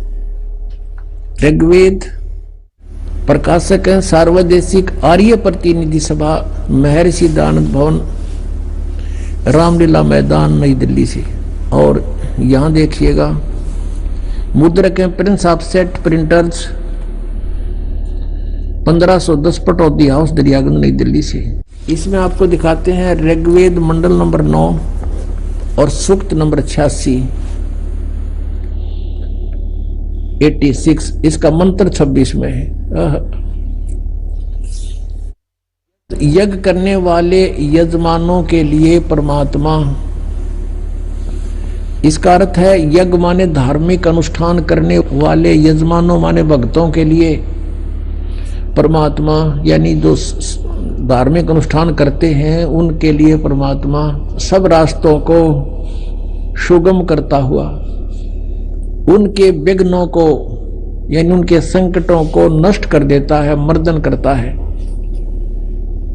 और उनको पवित्र करता हुआ अपने रूप को सरल करता हुआ, भगवान साकार हुआ, अपने रूप को सरल करता हुआ वह कांतिमान परमात्मा। अभी इन्होंने ये लिख दिया, कबीर का अर्थ सर्वज्ञ कर दिया है। ये देखो, ये ऊपर है कबीर अतो, हम इसको कबीर बोलते हैं, कबीर कबीर। इन्होंने इसको यहां ऐसा लिख दिया, अपसर्ग लगा दिए। अब भी हम इसको कबीर बोल रहे हैं या कवि ही कहें, जैसे पुनर्जन्म पुनः कहो, पुनर्कहो, पुनर्जन्म कहो, कबीर। इन्होंने इसका अर्थ सर्वज्ञ कर दिया। ये लिखना था वो कबीर देव, कबीर परमेश्वर। जैसे यजुर्वेद के विषय में आपको दिखाते हैं, जैसे यजुर्वेद है, यजुर्वेद और उसके यजु लिख के अपसर्ग लगा दें और कहीं उसकी महिमा का वर्णन हो किसी मंत्र में और वहां यजु का अर्थ यजुर्वेद करना चाहिए, वो सही है। उसका अर्थ कर दे यजु का कि यजु माने पूज्य, पूजनीय, पूज्य, पूजा की रसाएं का समूह। तो हमने उस यजुर्वेद को कैसे ढूंढेंगे फिर? अब देखना इसका प्रमाण इन वेदों के ठेकेदारों की ही रचना में दिखाते हैं। ये यजुर्वेद है और इसके महर्षि दानंद सरस्वती इसके अनुवादक हैं। अभी दिखाते हैं। प्रकाशक हैं सार्वदेशिक आर्य प्रतिनिधि सभा 2/5 महर्षि दानंद भवन, रामलीला मैदान, नई दिल्ली से ये प्रकाशित है। और महर्षि दानंद आर्य समाज प्रवर्तक का अनुवादित है, इसके द्वारा अनुवादित है। ये यहां से छपा है, Prince offset printers 1510 Pataudi house, Daryaganj, नई दिल्ली से। इसके 36वें अध्याय का प्रथम मंत्र ये है यजुर्वेद भाषा भाष्य। ये है 6300 यानी 36वां अध्याय है ये। और इसका ये प्रथम मंत्र है। इसमें क्या लिखा है? रेचम वाचम परपदे मनो यजु परपदे, ये यजु शब्द है। इसका 2 अपसर्ग लगा रखे और इसको ऐसे लिख दें, ये देखो ऐसे। अब इसको चलो यहां दिखाते, इसका अनुवाद जो किया है इन्होंने, ये यजु का इन्होंने यहां अनुवाद किया है। अनुवाद में इन्होंने बिल्कुल सही लिखा है। यजु का अर्थ लिख दिया यजुर्वेद, ये बिल्कुल सही कर दिया। अगर यहाँ यजुर्वेद ना लिख के और ये लिख दें कि यजु यानी पूजा की रसाएं, क्योंकि यजु शब्द जो है ये पूजा से संबंधित है, तो उसका किसी भी शब्द का कोई अर्थ तो होता ही है। तो यहाँ अगर यजुर्वेद ना लिखते तो इस यजुर्वेद को कैसे पहचानेंगे किसकी महिमा है? इन्होंने ठीक ऐसा वहां करना चाहिए था जहां नहीं किया। अब हम फिर आते हैं उस ऋग्वेद पर, जहां पर इन्होंने कबीर का अर्थ कवि कर दिया, सर्वज्ञ कर दिया। प्रथम तो कोई भी कवि सर्वज्ञ नहीं हो सकता। कवि का अर्थ काव्यकार तो लिख सकते थे तो कोई दिक्कत ना थी, लेकिन हम फिर भी पहचान लेते सच्चाई को। इन्होंने कविकार सर्वज्ञ करके ये बिल्कुल गलती कर दी। कोई भी कवि सर्वज्ञ नहीं होता। यहाँ अर्थ लिखना था वो कबीर देव है, वो परमात्मा जिसके विषय में ये गुणगान किए जा रहे हैं, वेद जिसकी महिमा बता रहे हैं, वो कबीर देव, कबीर साहब, कबीर प्रभु है। देव कहो, भगवान कहो, परमेश्वर कहो। अब देखिएगा ये वही ऋग्वेद, हमने यजुर्वेद रख दिया है, ऋग्वेद फिर उठा लिया, वही जो पहले आपको दिखाया था। ये कहां से प्रकाशित है? ये वहीं से प्रकाशित है, सर्वदेशिक आर्य प्रतिनिधि सभा, महर्षि दानंद भवन, रामलीला मैदान, नई दिल्ली से। अब इसके हम ऋग्वेद मंडल नंबर 9 सूक्त 86 का मंत्र 26 फिर पढ़ेंगे। 26 इसमें ये कबीर शब्द है, इसका इन्होंने यहां गड़बड़ कर दी। यज्ञ करने वाले यजमानों के लिए यानी भक्तों के लिए, जो धार्मिक अनुष्ठान करते हैं उन भक्तों के लिए यज्ञ माने धार्मिक अनुष्ठान। परमात्मा सब रास्तों को सुगम करता हुआ उनके विघ्नों को मर्दन करता है, उनके विघ्न उनके संकटों का नाश करता है और उनको पवित्र करता है, यानी सब बुराइयों से हटा देता है और अपने रूप को सरल करता है। तेज पुंज अन्य दे धर के, हल्के तेज पुंज का शरीर बनाकर परमात्मा वो कांति में, यहां लिखना था वो कबीर देव, ये कबीर देव लिखना था। साहब कबीर भगवान विद्युत के समान क्रीड़ा करता हुआ और वर्णीय पुरुष को यानी अच्छी आत्मा को प्राप्त होता है, वहां से चलकर आता है। यहां देखना अब 27 मंत्र में ऋग्वेद मंडल नंबर 9 सूक्त 86 का मंत्र 27 पढ़ रहे हैं हम, 26 पढ़ लिया हमने ये इसका। अब इसमें क्या लिखा है कि जो परमात्मा प्रकाश पुंज परमात्मा को बुद्धि वृत्तियां विषय करती हैं, जो परमात्मा ध्रुवलोक के तीसरे पृष्ठ पर विराजमान है या वहां पर रहता है, ध्रुवलोक के तीसरे स्थान पर, तीसरे पृष्ठ पर, तीसरे भाग पर ऊपर रहता है, यानी एक देशीय भगवान सिद्ध हो गया कि कहीं एक स्थान पर रहता है। और वहां से फिर देखना अब ऋग्वेद मंडल नंबर 9 सूक्त 82 का ये देखिएगा, ऋग्वेद मंडल नंबर 9 सूक्त 82 और मंत्र नंबर 1 82 का ये मंत्र नंबर 1 है। सर्व उत्पादक प्रभु, सबकी सृष्टि रचने वाला प्रभु यानी परमात्मा प्रकाश रूप है, सद्गुणों की वृष्टि करने वाला है, पापों को हरण करने वाला है, वह है राजेव, राजा के समान। ये देखना 269 पर हम पढ़ रहे हैं, 269 पर, अब 270 पर हम आगे, देखो ना सोचो और पृष्ठ दिखा दिया होगा, 270 पर हम आगे 270 पर। राजा के समान दर्शनीय है, यहां आपने देखा राजेव, राजा के समान, राजा के, और यहां लिखा है समान। दर्शनीय माने देखने जोगा है, दिखाई देता भगवान मनुष्य जैसा है, नर आकार है और वह है पृथ्वी आदि लोक लोकांतरों के चारों ओर शब्दमान हो रहा है।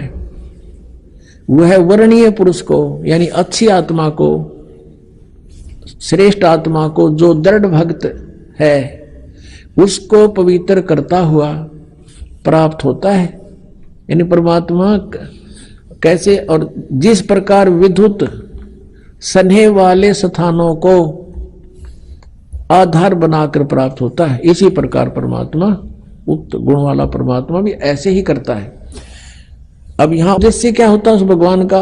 अब ऋग्वेद मंडल नंबर 9 सूक्त 82 के मंत्र नंबर 2 में बताया है कि हे परमात्मन, उपदेश करने की इच्छा से यानी तत्व ज्ञान बताने की इच्छा से आप महापुरुषों को प्राप्त होते हो, अच्छी आत्माओं को मिलते हो, महान आत्माओं को, और आप अत्यंत गतिशील पदार्थ के समान यानी बहुत तेजो गति में चलने वाले की तरह हमारे आध्यात्मिक यज्ञ को प्राप्त होते हो।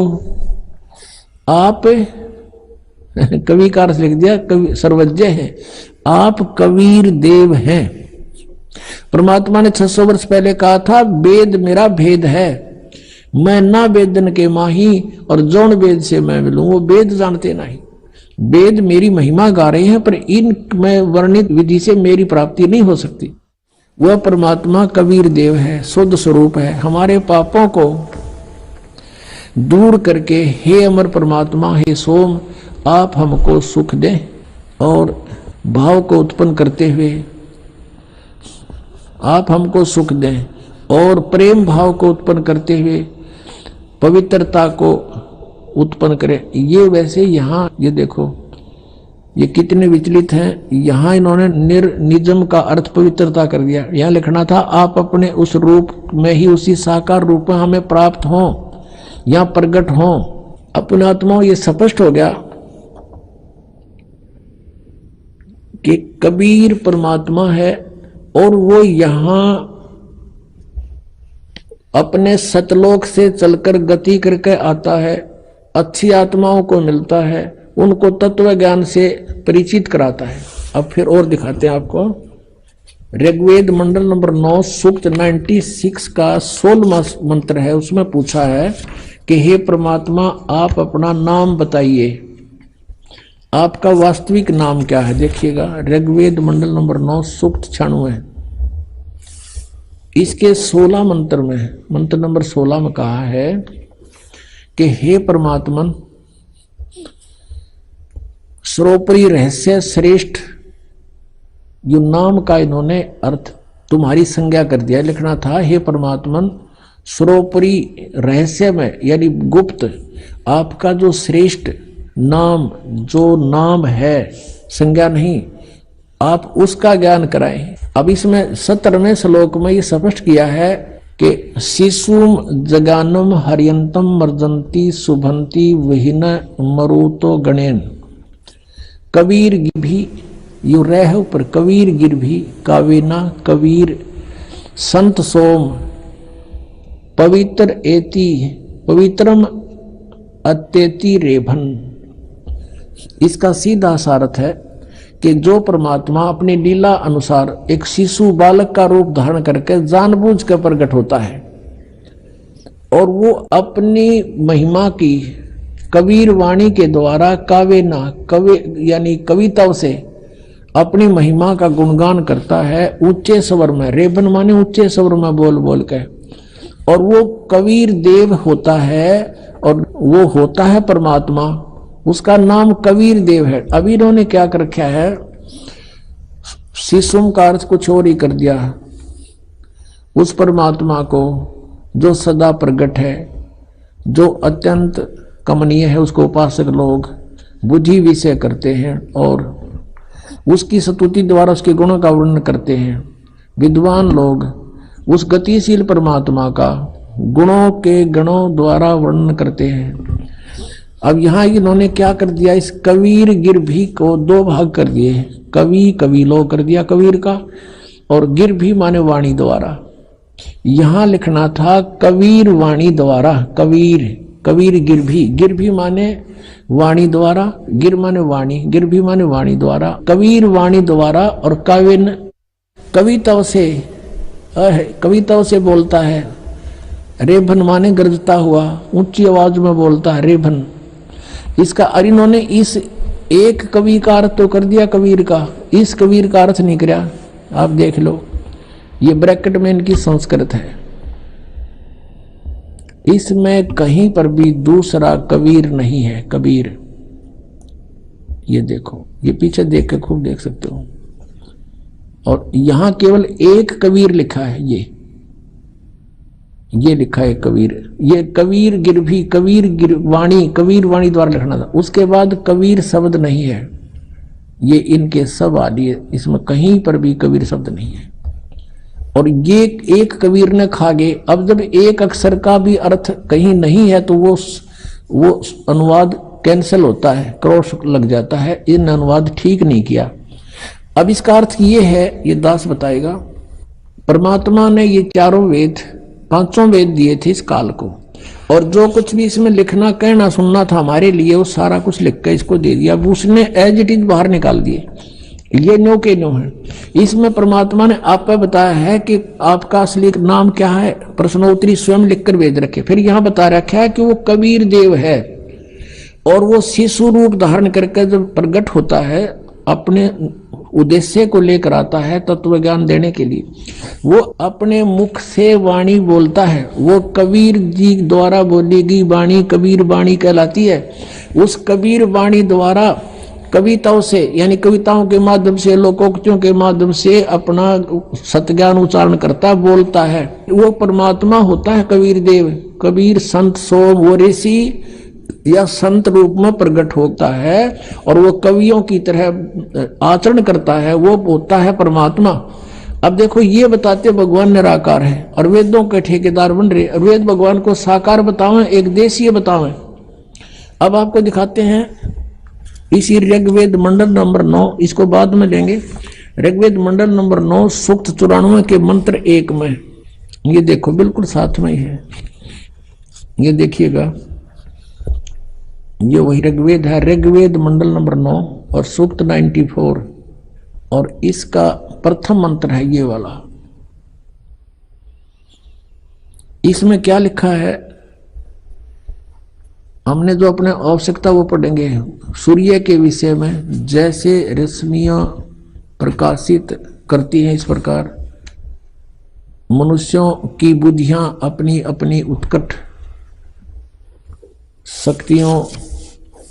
शक्ति के विषय करती। हमने ये देखना है, यहां देखना कि वह परमात्मा, जिस परमात्मा में सर्वोपरि बलों के समान शुभ बल है, वह परमात्मा कर्मों का अध्यक्ष होता हुआ सबको पवित्र करता है और कवियों की तरह आचरण करता हुआ सर्वद्रष्टा पद के लिए इंद्रियों के अधिकरण मन के समान, ये अपनी बकवास करे हैं कि वो कवियों की तरह आचरण करता हुआ विचरता है। उसका अर्थ ये है सही। अब इसमें स्पष्ट हो गया कि वो परमात्मा कवियों जैसा आचरण करता हुआ सर्वद्रष्टा रूप में पृथ्वी पर भ्रमण करता है। नीचे उतर का आता है कवियों की तरह आचरण करता है। और अभी इसी को सेकंड कर रहे हैं ऋग्वेद मंडल नंबर 9 और सूक्त 96 का मंत्र 18 कि वो परमात्मा जो ऋषि रूप में प्रकट होकर या संत रूप में प्रकट होता है और कबीर वाणी द्वारा, अपनी वाणी द्वारा अपने मुख से बोल बोल कर जो ज्ञान देता है वो सच्चिदानंद घन ब्रह्म की वाणी कहलाती है।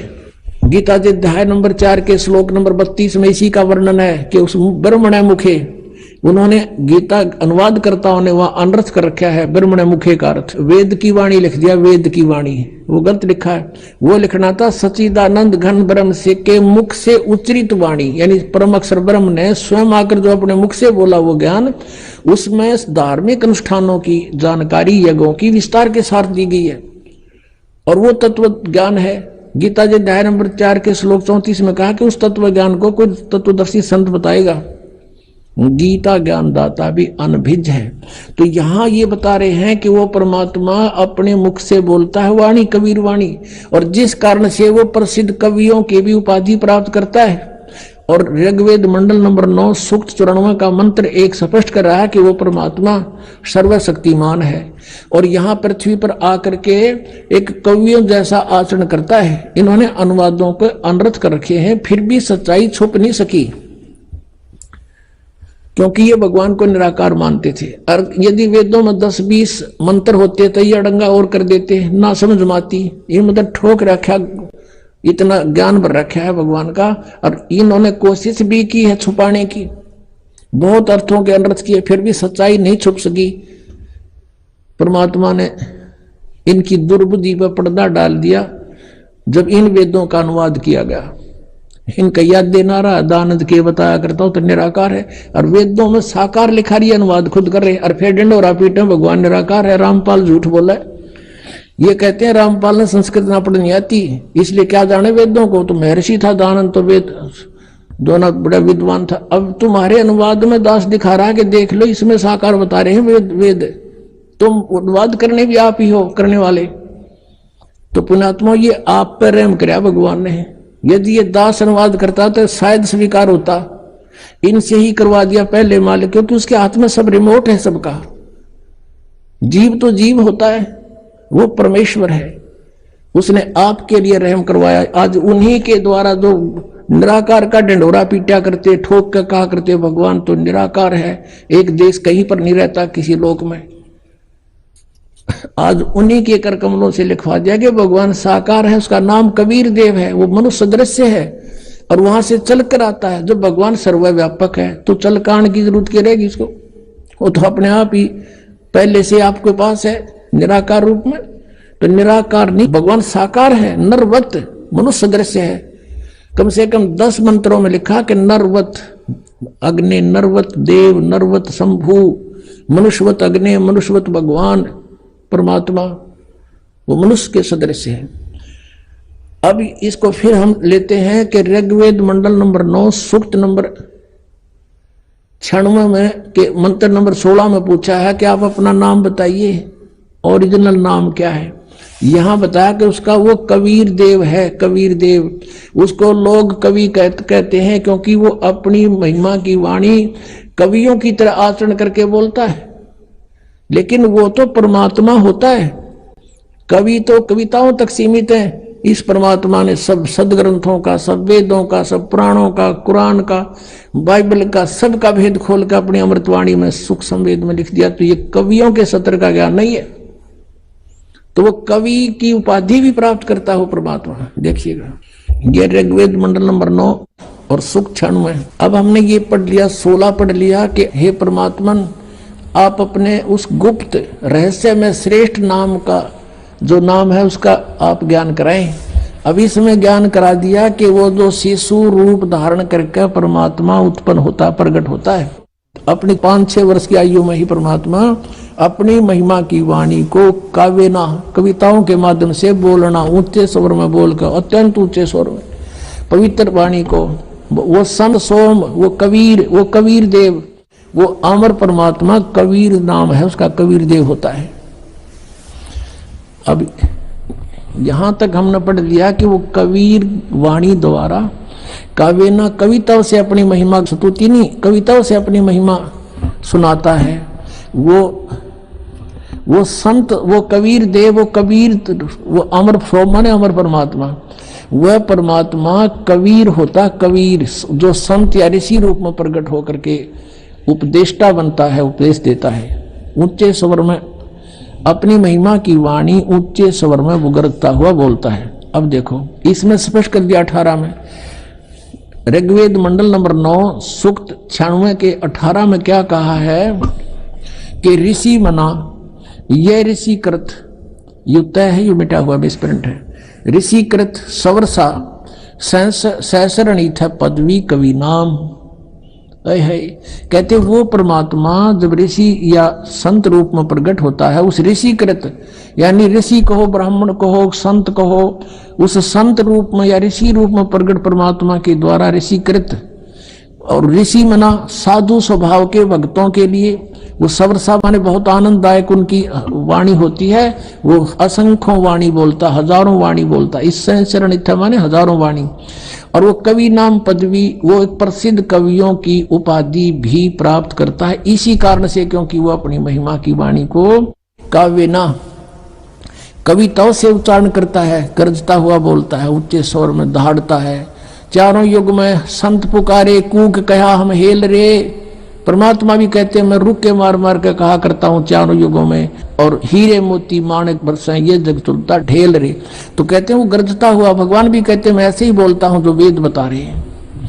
ऋषि मना, ये ऋषि कृत सवर्षा, यानी स्वर्ग, स्वर्ग जो कह रहे स्वर्ग हो गया भाई, बड़े आनंद आ गया। और सहस्रणीथ है, हजारों वाणी बोलता है, जिससे कवि नाम पदवी, कवियों की पदवी भी प्राप्त करता है। और तृतीयम धाम मही से शीशा संत सोम विराजमान, राजती विराजमानु, उसमें विराजमान है वो परमात्मा उस तीसरे धाम में रहता है। एक लोक तो ब्रह्म का, दूसरा लोक अक्षर पुरुष का, और तीसरा परम अक्षर पुरुष का सतलोक है। वो सतलोक में रहता तीसरे धाम। अब देखो इनके द्वारा अनुवाद, इन्होंने ज्ञान अनुवाद किया है। ऋग्वेद मंडल नंबर 9 सूक्त 96 का अब मंत्र हम 18वां पढ़ रहे हैं। हे सोम स्वरूप परमात्मा, पालन की इच्छा करता हुआ जो महान परमात्मा, तृतीयम धाम, ये बालक भी समझ ले, कति जिसने ये कह आते हो, तृतीयम धाम, तीसरे धाम में। इन्होंने क्या लिखा, देवयान और पितरान, इन दोनों से पृथक तीसरे धाम में यानी सतलोक में है, उसमें विराजमान है। इन्होंने लिख दिया वो ज्ञान योगी, ज्ञान योगी हटा दिया यहाँ पर अनर्थ करने के लिए। इनका याद आ गई, हमने जो यू भगवान लिख दिया तो साकार सिद्ध हो गया, लेकिन यहाँ भूल गए ये। ऋग्वेद मंडल नंबर 9 सूक्त 86 के 27 में भूल गए ये 9 के 86 ऋग्वेद मंडल नंबर 9 सूक्त 86 का ये मंत्र 27 जो अभी पढ़ा था हमने कि जो परमात्मा ध्रुवलोक के और तीसरे पृष्ठ माने स्थान पर धाम पर विराजमान है, वो तीसरे पृष्ठ पर तीसरे भाग में रहता है। नहीं यहाँ तो इनका याद ना आया, ज्ञान योगी भूल गए लिखना ये। अब यहाँ इनका फिर आगे समझ में काल में प्रेरणा कर दी, तुम क्या गड़बड़ कर रहे हो, इसका अनर्थ करो। काल प्रेरणा से इन्होंने यहाँ के जुल्म किया है। देखो ऋग्वेद मंडल नंबर 9 सूक्त 96 के मंत्र 18 को पढ़ रहे हैं। सोम स्वरूप परमात्मा यानी अमर परमात्मा पालन की इच्छा करता हुआ जो महान वह परमात्मा तृतीयम धाम, या सीधा सा लिखना था, षडंगे की जरूरत नहीं थी। वो तीसरे धाम, जो तीसरा धाम है उसमें विराजमान है, ज्ञान योगी नहीं। ये किसी व्यक्ति विशेष की महिमा नहीं, ये भगवान की महिमा चल रही है। और फिर कवि नाम पदवी जो कानदर्शियों की पदवी अर्थात मुख्य स्थान है, इसका लिखा वो कवि नाम पदवी, कवियों की पदवी प्राप्त करता है। ऋषि मना, ये ऋषिकृत, ऋषि सब ज्ञानों का प्रदाता, ये लिखना था उस ऋषिकृत। ये देखो यहाँ पर है, ये मूल संस्कृत इसकी मूल पाठ है। ऋषि मना ऋषिकृत यु तय है, यहाँ पर कटा वहां इन्होंने ठीक लिख दिया। ऋषिकृत यानी उस ऋषि के द्वारा बनाई गई। जैसे ये देखो इन्होंने यहाँ लिखा महर्षि दानंद कृत, किसमें देख लेंगे हम, ये देख इसका क्या अर्थ हुआ कृत का, महर्षि दानंद सरस्वती कृत यानी इनके द्वारा किया गया। तो इसी तरह यहां हम देखेंगे ऋषि मना, ऋषि माने साधु संत स्वभाव के मन, उस जैसे मन वाले साहब, यानी कबीर जी के जो अनुयायी होते हैं वो पुण्यात्मा बहुत नर्म आत्मा के होते हैं, सीधे साधे होते हैं, अच्छी आत्मा।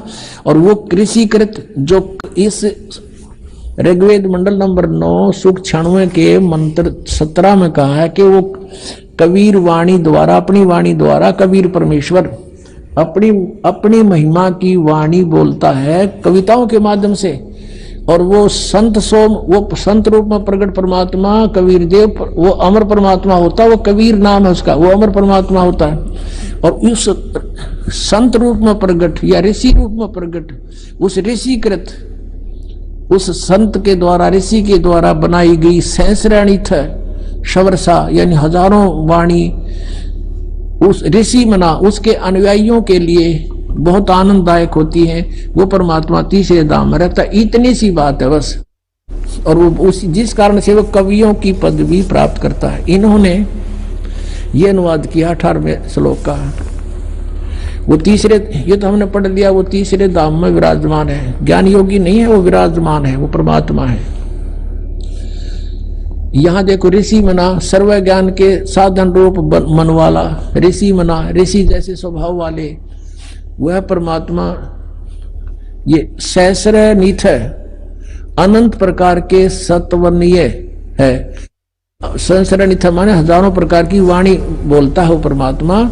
और स्वर्ष माने स्वर्ष यानी बहुत सुखदायी होती है उसके अनुयायियों के लिए, यानी उनको उनकी वाणी बहुत अच्छी लगती है। फिर 19 में क्या कहा है, ऋग्वेद मंडल नंबर 9 सूक्त 96 के मंत्र 19 में ये खुद कहते हैं तुरियम धाम, एक चौथा, तुरियम माने चौथा, ये तो तृतीयम, ये तृतीय है, तृतीयम ये है तुरियम। तुरियम माने चौथा होता है संस्कृत में, तुरियम माने चौथा, और धाम माने धाम।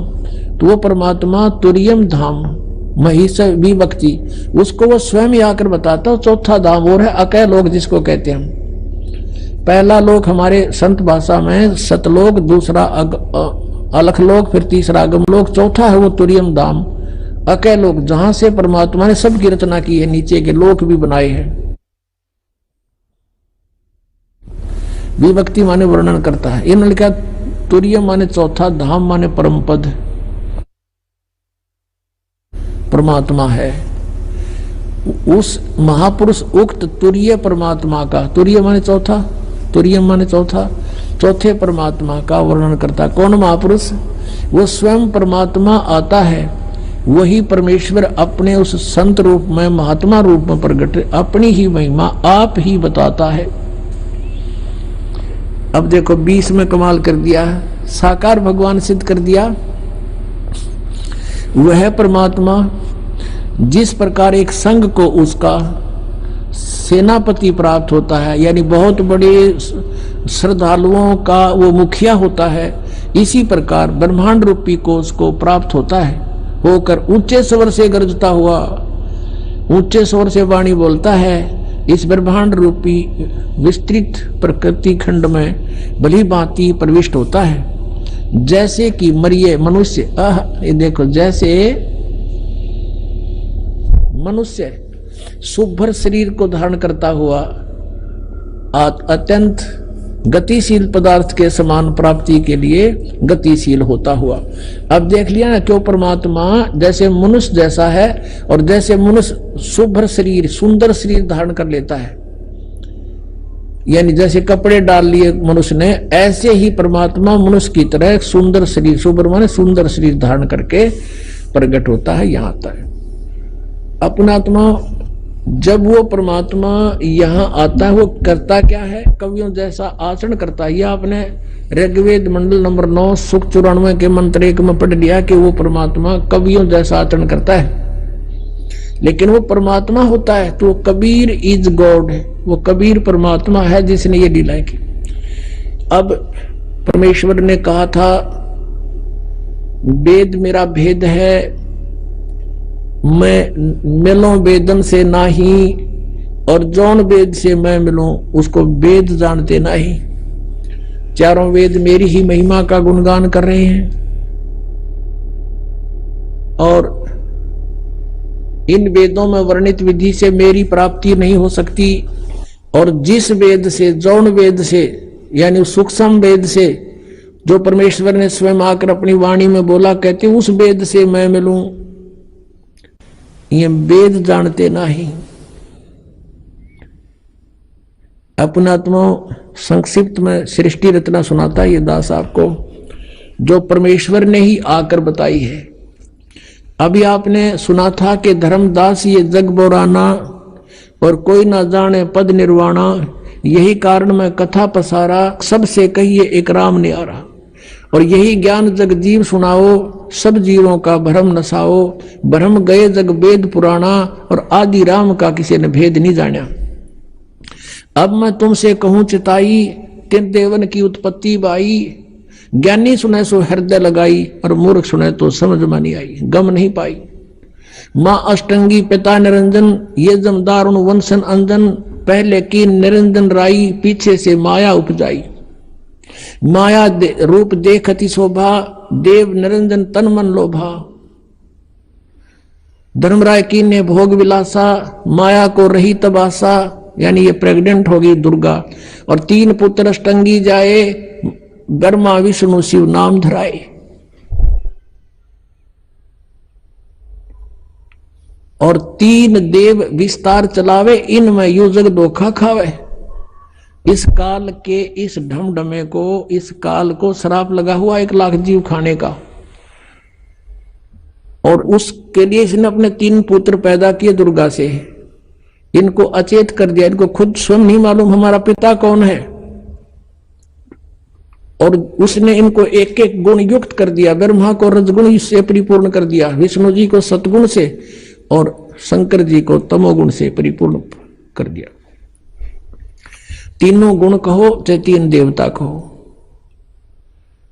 अब इनके प्रभाव से हम यहाँ उत्पत्ति, आपस में मोह और मार काट, एक दूसरे ने काट दें मार दें जैसे हाहाकार मचा रखी है। हिंदू मुसलमान का झगड़ा, हिंदू हिंदू का झगड़ा, कित मुसलमान मुसलमान का दुश्मन, राजाओं की लड़ाई, कित फ्लड आ गया, कहीं पर एक्सीडेंट दुर्घटना में इसने कति बुचड़ खाना बना रखे ये 21 ब्रह्मांड। और हम बाकी ने सोचा हम तो नहीं मरे, बाकी वो मर गया फलाना, अच्छा वो हो भाई बड़ी बुरी हुई। और अपना अपन कहना अपना नंबर नहीं, नंबर तो 100 दिन, पर हम आंख मीच रहे कबूतर की तरह, पर कब तक मीचेंगे? तो इस ज्ञान से फिर हमारी आंख भी खुलेंगी और हमें वो भगवान मिल जाएगा जो इससे आउट कर देगा, ये हमें नहीं मार सकता फिर किसी सूरत में भी। अगर यहां भी तुम जीना चाहते हो सुख से तो इस मालिक की शरण में रहना पड़ेगा, ताकि वो कसाई खावे को ना अपने।